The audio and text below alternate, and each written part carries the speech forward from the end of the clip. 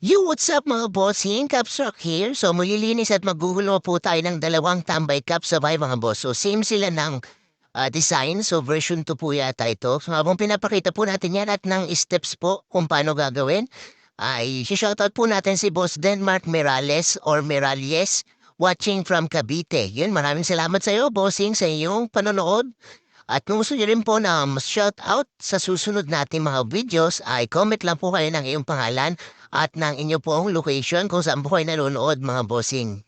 Yan. So dito po sa part ng video na to mga boss ay binababad na po natin. Nakita niyo po kanina, pinakita ko may mga konting amag-amag sa sweatband, yung cap, may mga itim-itim. So yun po ang tatanggalin natin dyan. So tapos na po mababad, brush ko na po siya. Soft bristle brush lang po ang ginagamit ko para iwas po sa himulmol mga bossing. Yan, first time po natin yan na maghulma ng sabay. Dalawang cup. Yan, same po kasi siya ng colorway kaya pinagsabay ko na po. Yan, so binabalawan ko na po siya dito. Yan, yun po yung dalawang cup. Running water po natin binabalaw para siguradong tanggal lahat ng dumi. So ito na po, malinis na napatuyo ko na rin at natanggal ko na rin yung mga itim-itim sa kanyang sweatband, mga bossing. Yan, so ito po ang gagamitin natin hulmahan. Ayan, dalawang leather plastic na hulmahan, mga boss. So ilalagay na natin yan. First time natin to mga boss na magpapakita sa video ng sabay na dalawa. Kasi same po siya ng colorway, kaya pinagsabay ko na. Ito naman po ang ating steamer. Kaya kung gusto niyo pong bumili ng steamer ay message lang po kayo. Sisend ko po ang link kung saan po ako nakabili. Yan, so ini-steam ko na po yan mga bossing.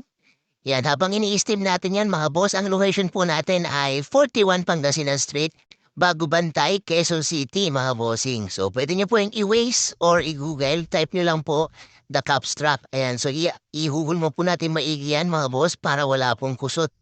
Kaya itong isang cup naman ang ating ihuhulma, tapos na tayo dun sa isa. Ayan, sa gilid, sa likod, sa harapan. At ayan, pag okay na po tayo sa paghulma, spray natin yan mga bossing.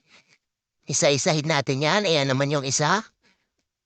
Okay, and then ipapatuyo. So ito na po ang result mga bossing. Ayan, napakaganda na ulit ng kanyang tindig at napakalinis na kahit yung kanyang white sweatband ay natanggal na po ng dumi. Yan, so sa lahat po ng hindi po nakapag-follow sa aming page, please like and follow po sa aming page mga bossing. Salamat!